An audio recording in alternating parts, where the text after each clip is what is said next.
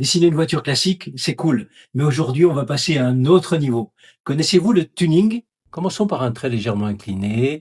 Et là, je vais dessiner le pare-brise. Regardez, le côté droit est un tout petit peu plus large, les bords arrondis, bien sûr. On fait un arrondi pour le haut des vitres latérales que je dessine avec des traits épais en arrière, notamment, comme ceci.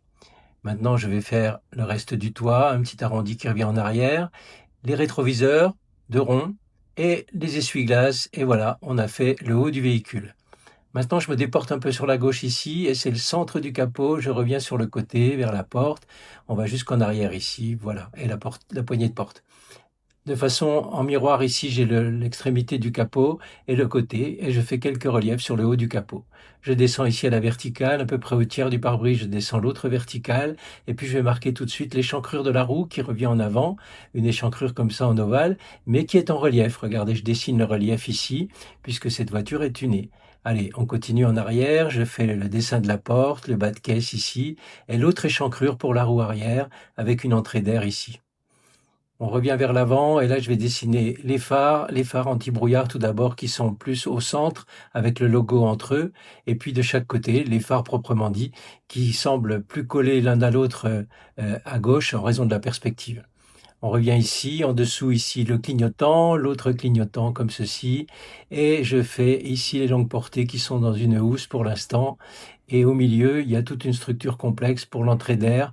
Alors je fais voilà le deuxième longue portée dans sa housse, et on va faire des entrées d'air comme ceci.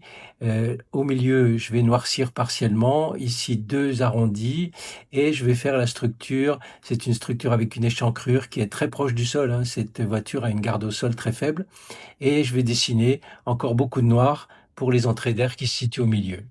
Passons à la roue avec un ovale qui revient ici, l'épaisseur du pneumatique que je noircis, et puis je fais un peu d'ombre sous la structure avant, comme ceci. Ici encore quelques détails sur le côté de la carrosserie, et puis on va faire le centre de la roue qui est bien sûr excentré du côté gauche en raison de la perspective. Donc vous voyez, on verra les triangles noirs qui seront beaucoup plus nets sur le côté droit que sur le côté gauche. On fait le bas de caisse ici, on va faire un peu d'ombre, et puis je vais faire la roue arrière exactement de la même façon, simplement les détails seront un peu moins nets puisqu'on est un peu plus loin. Le pneumatique en noir, et voilà, notre dessin progresse.